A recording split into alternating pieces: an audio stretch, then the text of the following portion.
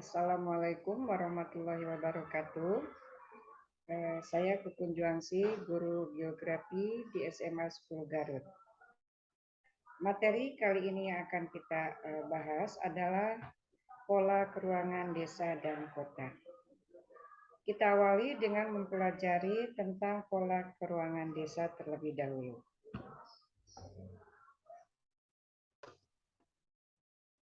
Kita mulai dari pengertian desa. Menurut Undang-Undang Nomor 22 Tahun 1999, desa adalah kesatuan masyarakat hukum yang memiliki kewenangan mengatur dan mengurus kepentingan masyarakat berdasarkan asal-usul adat istiadat yang diakui dalam sistem pemerintah nasional dan berada dalam wilayah NKRI.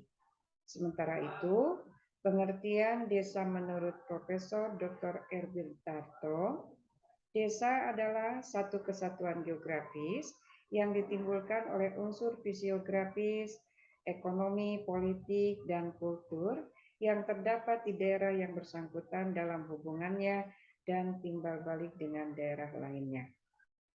Kemudian kita lanjutkan pada unsur-unsur desa. Unsur desa yang pertama adalah wilayah. Unsur wilayah ini meliputi lokasi, luas wilayah, batas wilayah, dan keadaan tanah. Unsur yang kedua adalah penduduk. Unsur ini meliputi sekelompok masyarakat yang tinggal di wilayah tersebut. Kemudian unsur yang ketiga adalah tatanan kehidupan atau struktur masyarakat. Unsur ini meliputi sistem pemerintahan desa, adat istiadat, gotong royong, kemudian paguyuban yang bersifat gemeinsap. Kita lanjutkan.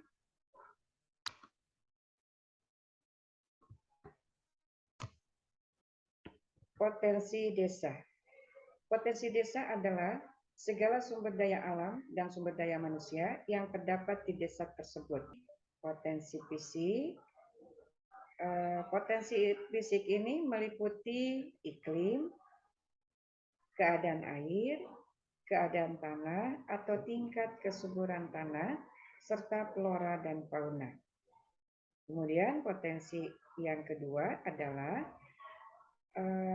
potensi non-fisik. Potensi non-fisik ini meliputi masyarakat, lembaga sosial, dan aparatur desa. Kita lanjutkan pada perkembangan desa. Perkembangan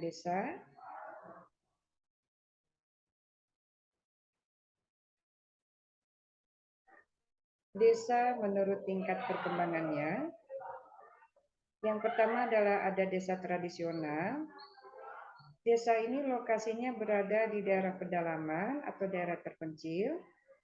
Kemudian yang kedua, masyarakatnya sangat tergantung pada alam. Yang ketiga, desa tradisional ini adat atau tradisi itu dijadikan sebagai norma yang dapat mengatur kehidupan masyarakat.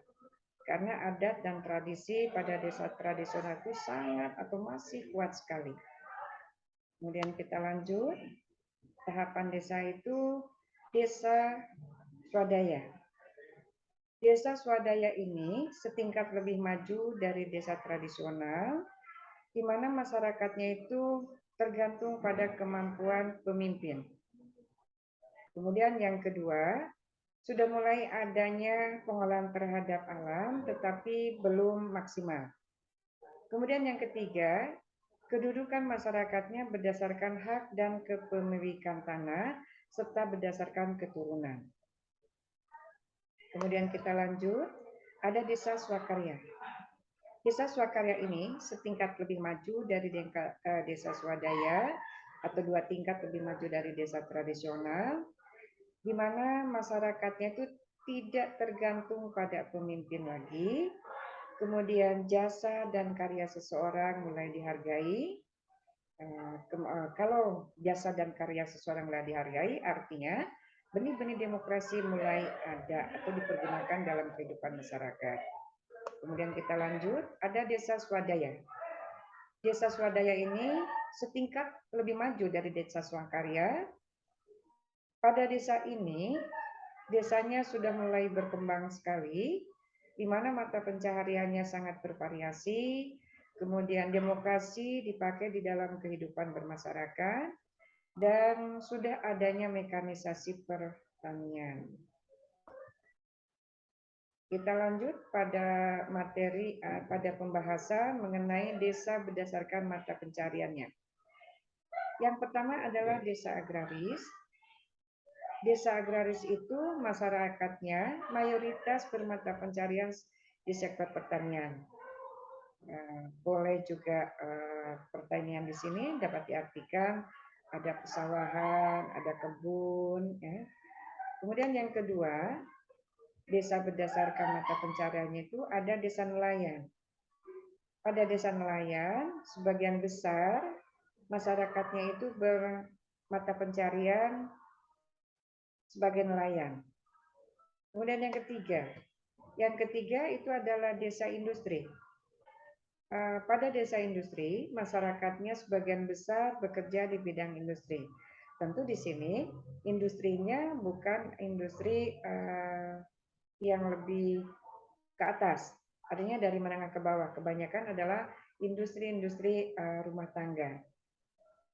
Kemudian kita masuk pada pola pemukiman desa. Pola pemukiman desa yang pertama adalah pola pemukiman memanjang.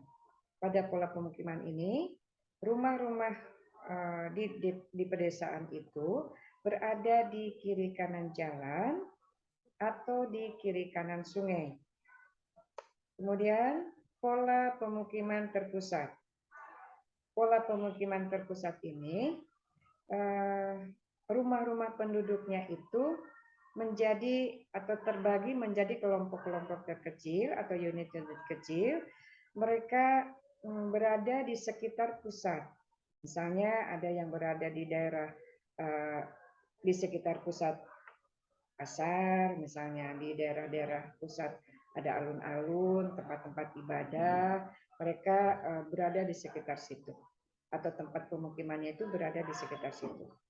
Kemudian yang ketiga adalah pola pemukiman tersebar. Pada pola pemukiman tersebar di sini, pemukiman-pemukimannya itu berada terpencar-pencar. Biasanya pola pemukiman tersebar ini di daerah yang tingkat kesuburan tanahnya tidak merata. Sehingga pemukimannya itu, pemukiman itu ada jalan penghubung, tetapi tidaklah materi tentang pola keruangan desa. Sampai di sini.